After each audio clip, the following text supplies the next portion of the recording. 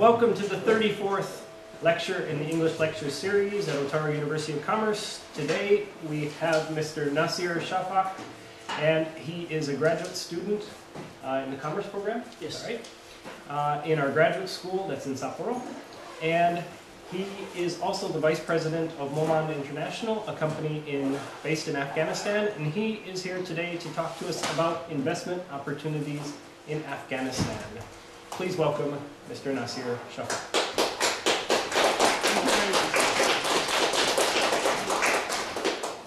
Bismillahirrahmanirrahim. By the name of Allah Almighty Merciful.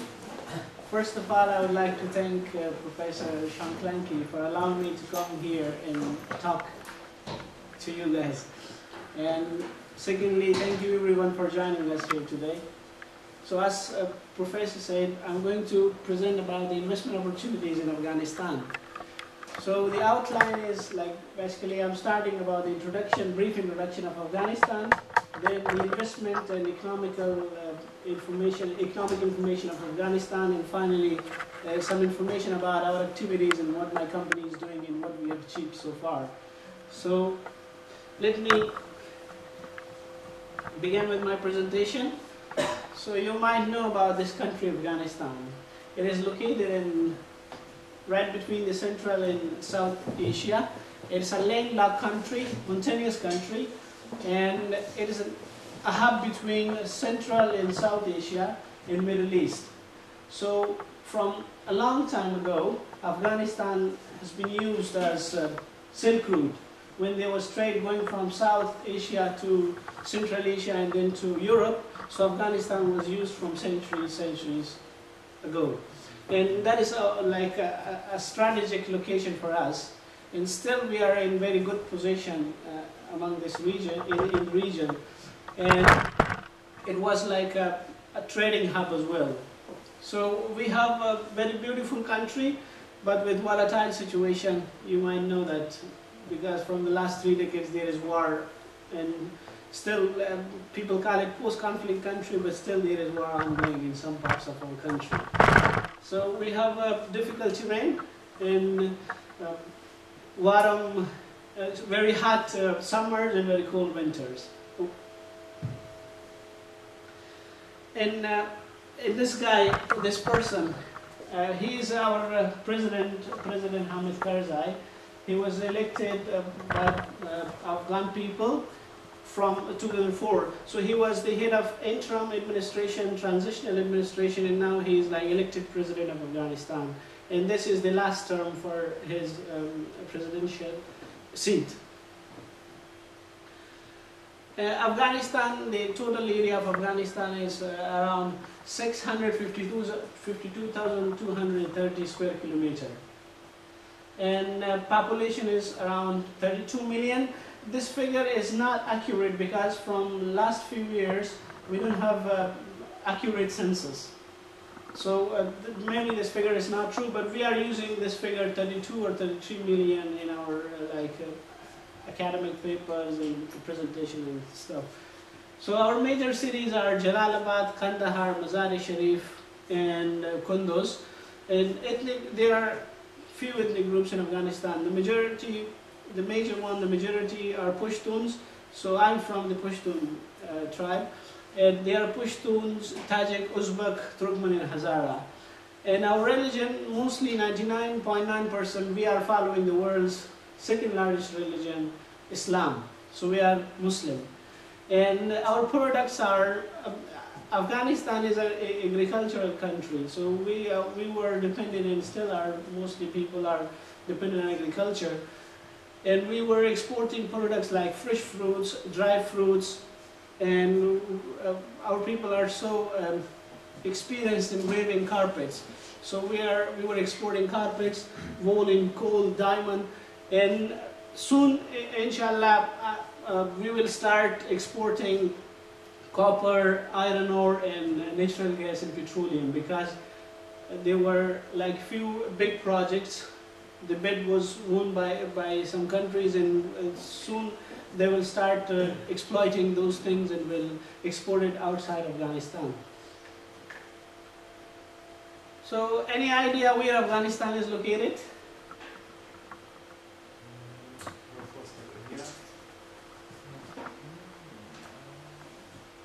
it's maybe a little bit difficult. So Afghanistan is right here. It is right there in the circle. So this is Afghanistan. In our map, Afghanistan map is like fist and thumb. It is just like this one. So this is like, it shows unity, but there is no unity in our country from long, long time. So this is like fist and thumb, the Afghanistan map. And we are in a region we don't have any seaport, access to seaport directly, but we are dependent on Pakistan and Iran, because we are using Pakistan's 2 seaports and Iranian 2 seaports. The Pakistan one is Gwadar in Karachi, and the Iranians are Chabahar and Bandar Abbas. So mostly our goods are coming through these 4 ports to Afghanistan.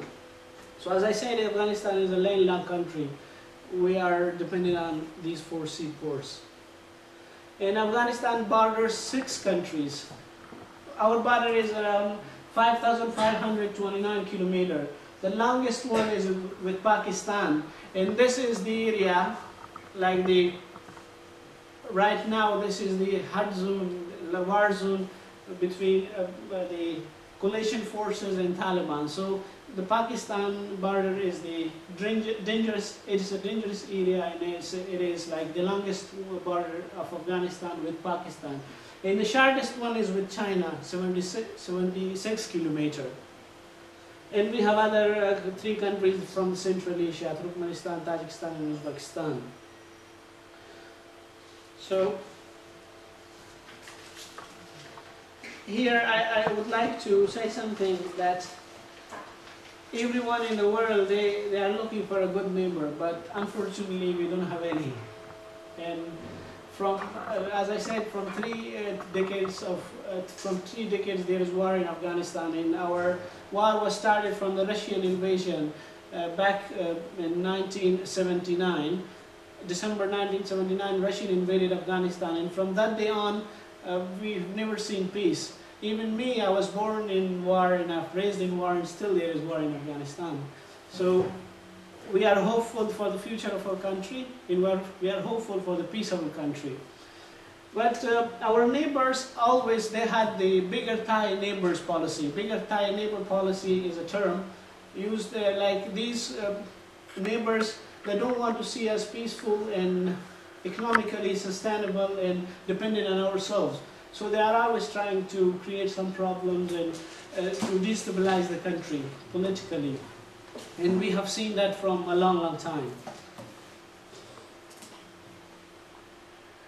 Now, here in this chart, I can show you the GDP growth rate. Afghanistan GDP growth rate is, right now, it's 8.2%.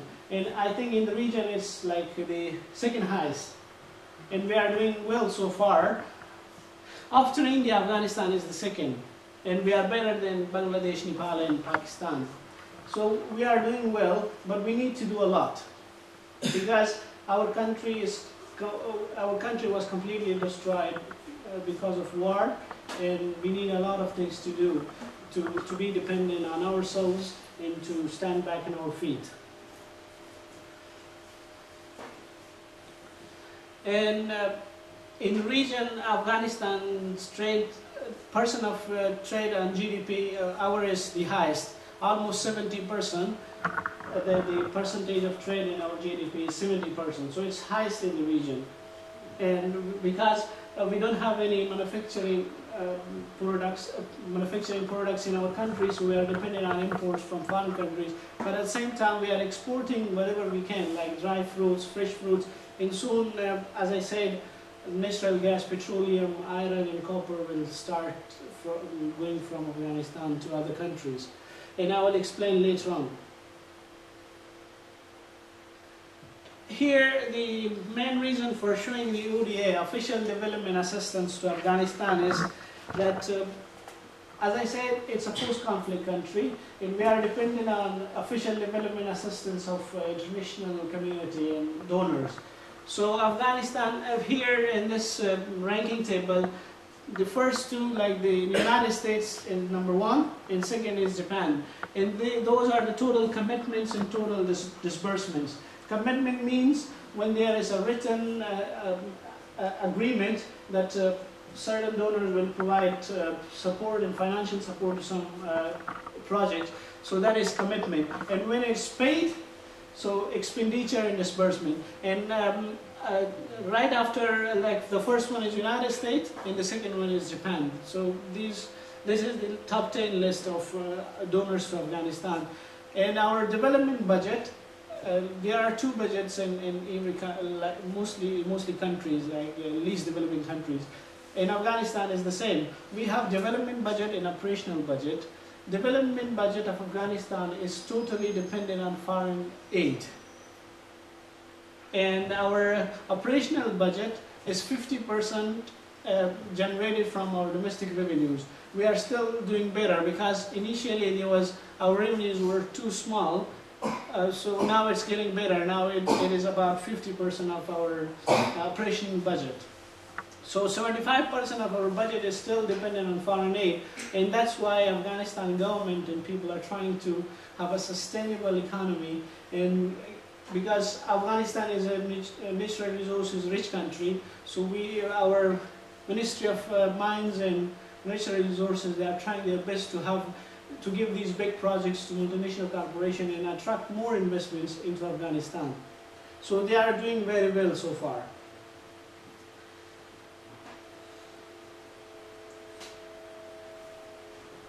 This is the investments being made in Afghanistan. These are like some sectors: natural resources, construction, services, industry, and agriculture. And it includes both domestic and foreign investments.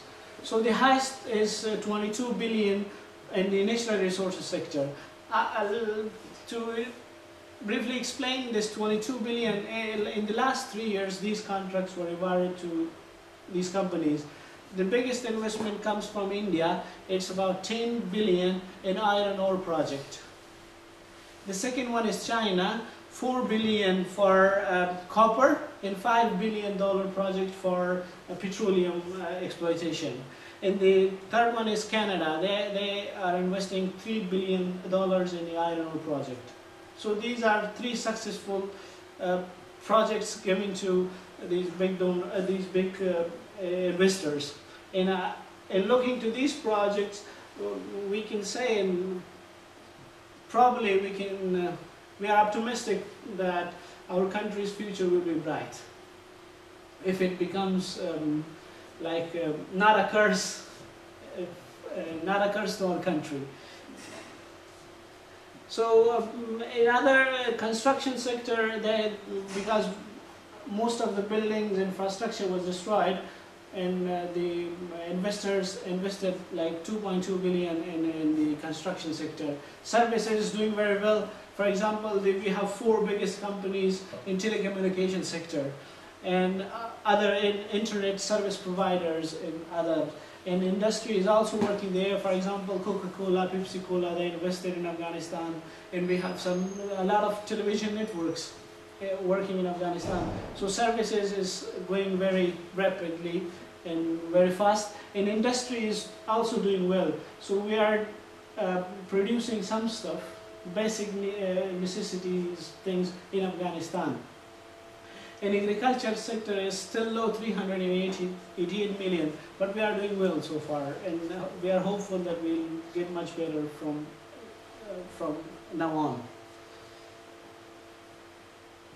Now, I'm coming to my company, Momand International. Everyone, when someone is young, they have a dream to have a good life, to secure his or her future. So this is what I was thinking when I was in Afghanistan. It was back in 2003 when I was working with British Embassy project, and there was a big conference on counter narcotics. So I was working there, and I saw from England they rented these equipment, and we successfully completed that project, and we did the conference. And later on I was thinking, probably this thing is very important because there was no company providing such services in Afghanistan. So I was the first person that we bought this equipment and brought into Afghanistan, and we installed, and we had a very good rate of return. So we are providing simultaneous interpretation services. This is, I will briefly explain later on. So when there are conferences, there's different languages interpreted, so people can hear through wireless sets their own language from the interpreters. And our target clients are national and international organizations, embassies, and government institutions, and ministries, and also NGOs, non-government organizations. Our place of work is now Kabul, Afghanistan. We are based in Kabul, Afghanistan. And actually in Afghanistan there is no wide access to internet. So we are planning to use TV, radios, and banners and posters for our promotion. And we have opportunity because, as I said, Afghanistan is a free market economy and everybody can come and invest, and there are no strong competitors. I will briefly explain later on, but we had experience, and that was a good opportunity for us, and we had this state-of-the-art technology, so there was a good opportunity for us to invest and earn back. So there is still a threat, and threat is when we invested in our company and we started our business, later on some other people, they saw that we are doing well, so they established their own companies and they started providing the same services. So those competitors in the market are kind of threat to us. And now here is the system, like how the simultaneous interpretation system works. This is, for example, in podium someone is speaking in Japanese. So what our system is doing, it transfer the interpreters are in the booths, they are translating in each language, and participants can hear through wireless sets their own language, and with no interruption or any problem. And it is simultaneous because when someone is speaking, they are not stopping, and automatically the interpreters hear that from podium, and they translate it, they interpret it right away. So that's why it's called simultaneous interpretation. It is used for biggest conferences and for conferences where there are people from different countries or different languages. So it's very useful equipment. And this is our license. It is actually my language, so it's Afghan business license. My father is president of the company because I was here and I couldn't do everything there. So my father is president and I was president of the company. And it says like the name of our company when it was established, our tax identification number, our license number, you know, our address and stuff. So this is like the typical Afghan business license. And this is our logo, and our slogan is quality and satisfaction is our priority. Because if we provide good quality services and though our clients are satisfied, they will come back to us. So that's why we made those two things our priority, and we really want to provide them quality services, and we want to make them satisfied. And in the middle it's like Momand International in Momand, so this is our logo. And our price range for our services, for example, interpreters for half day and full day. Interpreters, we charge the clients $200 US dollars for half day and $400 for full day, and it's enough amount of money.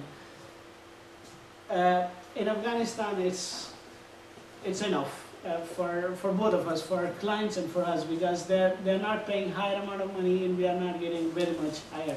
So for audio video recording, we are charging at 150 and 300. Sorry, for audio video charging we are $300 and $600. For conference and voting we are charging $150 and $300. And for a simultaneous interpretation system we are charging $400 and $800 for half day and full day. So normally we don't have conferences every day, but it's depending on the situation in Afghanistan. If security is okay and international organizers organize their conferences, and then we have very good business. 1 or 2 conferences a week, or 2, 3, 4, 5 conferences a month. Selling, expenditure, and profit. The good thing about our company is that our expenditure is very low. It is 20%. And when the expenditure is low, you can earn a lot. And that's the best point in a company. So these are our projections. If around $45,000 we are projecting for this year, and then $60,000 and $70,000 for the years 2013 and 2014. So we are probably this will go higher, or probably it will go down, because as I said, Afghanistan situation is volatile. There is like instability going on, so probably we are not very sure. But if things get better, probably these figures will go much higher.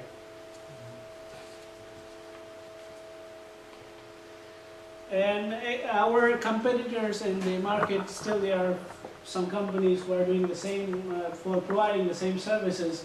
So Freelance Translation Interpretation Company is also a company providing same services. SR Conferences Management, Afghanistan Chamber of Commerce and Industries, and Afghan Ministry of Counter-Narcotics. These are like to the Afghan government institutions, but still they have the equipment, and they're providing to on rental basis to conference organizers. And Watan Communication. So these are our competitors in the market. And nowadays the rate is a bit coming down, because everybody is trying to rent their equipment. So even if the price is a little bit down, no matter, but they give their equipment. That's why it's so competitive, this providing these services nowadays in Afghanistan. As I said, target clients. We mostly, our biggest portion comes from the international organizer. 30% of our clients are international organizers, embassies, and the government institutions, 20%, and NGOs, 15%. 35, 30, 25, and 15. So these are the target clients for our services, and we provide services to these groups. And at the same time, we are providing additional services. And conference voting system services, for example, it's a system that can collect the data while the conference is proceeding. For example, if there is an issue that you want to ask the participants about that issue, they have 3 keys. In the conference system, the voting system, there are 3 keys: yes, no, abstain. For example, if someone is passing something, not a law, but anything in the parliament, for example, if you're passing a law, you have to say yes, no, and participants have this opportunity. So through this system, they can vote yes, no, abstain, and that's a very good system, and automatically shows the result through a computer system. So this is a very effective system. And also we provide audio-video recording services. We have this audio-video video cameras, and we can make their CDs for them. And this is like services. We call ourselves one-stop shop. So whenever anybody comes to us, we can provide all services right away in there. If they want to record their conference, if they want to develop more CDs or DVDs, we can do that for them.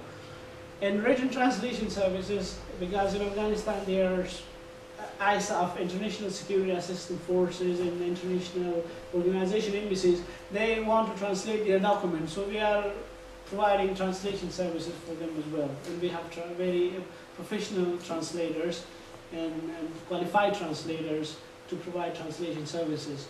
And we are providing interpreters and translators as well. If they don't need our equipment, still we can provide them interpreters or translators for consecutive interpretation or something. We do regular rentals of equipment, machinery, and cars. This is like additional service.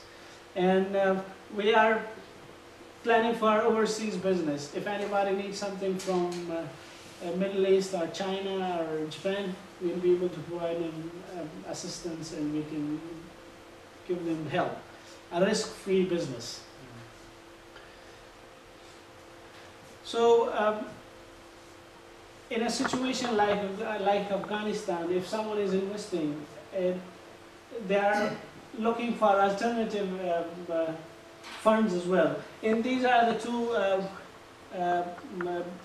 corporations or organizations that they give funds to private sector development. And these are business development funds.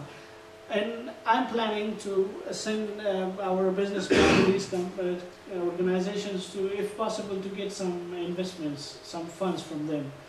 The Afghanistan Small and Medium Enterprise Development, they call it ASMED, is a USAID project. They're funding Afghanistan small and medium enterprises to develop their business. So, and here you can have your own business, but at the same time you can have your alternative. For example, if you fail in one business, you have to have something else that can take your company on. So that's why we are trying to build our business plan and make we have almost a lot of extra services, so we can make one of them our next alternative or third alternative. So in Afghanistan, Rural Finance Center is also like a center which provides funds and also loans to companies for business development.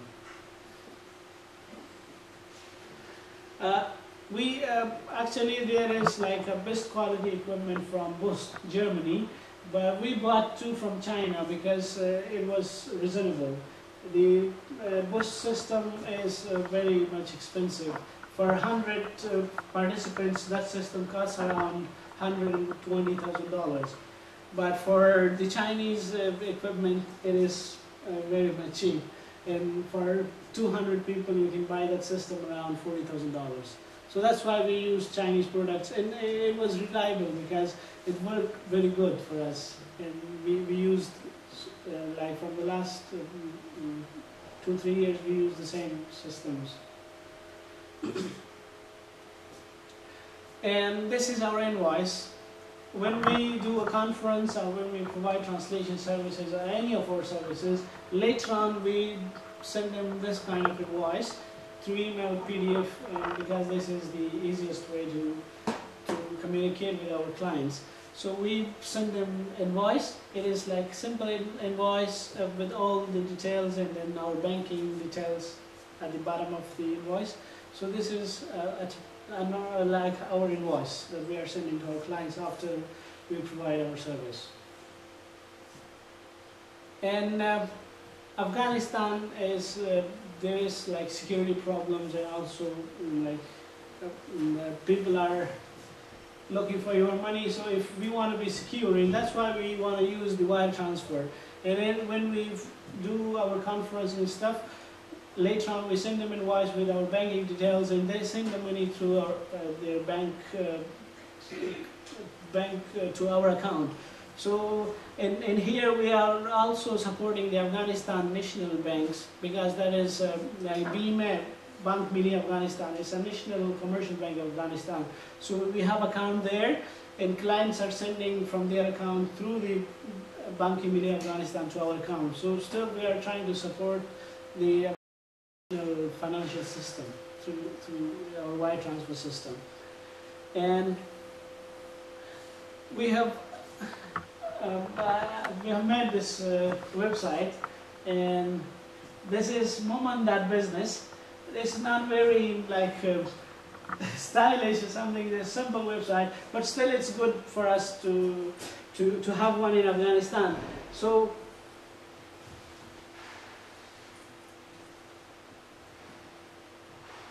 this is our website, and we provide information about our company and what we are doing and how the, for example, I divided our for 3 sectors: conference and event management, overseas trade, and rental, lease, and logistics. So these are information, and this is location of our office. Somewhere here. And last here is our slogan: quality and satisfaction is our priority. So this is like the simple website for our company, and we have the second page, interpretation. There's information about how we provide our information, the services and stuff. And there is a YouTube video of how this system works and what is the simultaneous interpretation. And this is a picture that I've taken back in Herat in ECO conference, Economic Cooperation Organization. So President Hamid Karzai was talking on our system for ECO conference.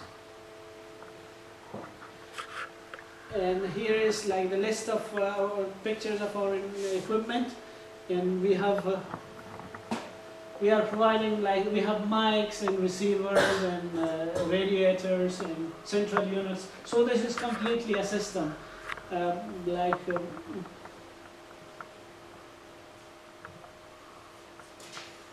This is actually the system, it works. It is from coming from podium, the sound, and then it goes to interpreters, and then interpreters simultaneously translate or interpret, and it goes back to clients through receivers. So this is like a simple explanation of our system. And then we finally have our contact details. Like to contact, it's like they can directly send us any inquiry or something for inquiry, and if they need to call us or something, we have our telephone numbers and contact details, email address. So this was the simple website for our company, and this is our address. We are in the green zone because Afghanistan, as I said, is like still there is war ongoing in some part of Afghanistan. So Kabul is also now very secure.